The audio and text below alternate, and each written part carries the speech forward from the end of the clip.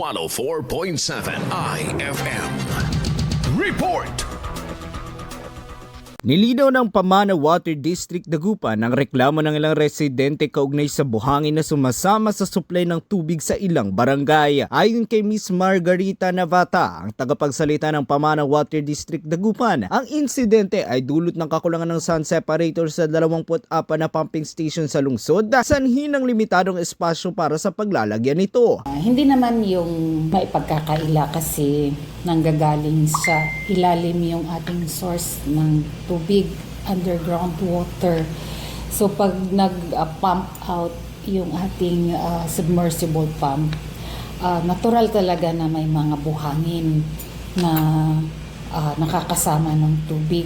Ipiniliwanag din ni Navata na nagkakaroon sila ng dilema kung dapat bang lakasan ang pressure na nagre-resulta sa paghaloy ng buhangin o panatilihing mababa ang pressure upang maiwasan naman ang buhangin. Mayroon na namang sun pumping. Bakit? Mataas kasi yung demand ng tubig.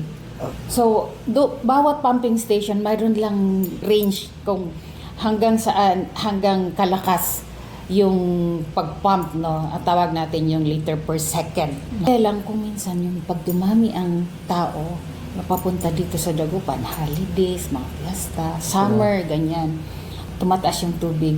Ang dilemma is, lalakasan ba itong pag-pump para mayroong supply ng tubig pero konting buhangin? Or i-sustain yung required pag-pump pero hindi makakasupply ng tubig. Hindi rin umano nila matukoy kung kailan dumarami ang buhangin sa supply ng tubig. Bagamat may ganitong mga insidente, tiniyak naman ng Pamana Water District na nananatiling potable o ligtas inumin ng tubig. Patuloy din silang nagsasagawa ng regular flushing sa mga lugar kung saan naiuulat ang problema. And may flushing tayo, regular yan. Mabuhangin dito. So maano mo kaagad na may mga deposits doon. So, ang immediate action yan is flushing. Yung air scouring, mayroon na silang mga schedule. Actually, nag-air scouring sila mga Thursday. Kasama mo mula rito sa IFM Dagupan, ito si Idol Matthew Pacheco. Tatak IFM.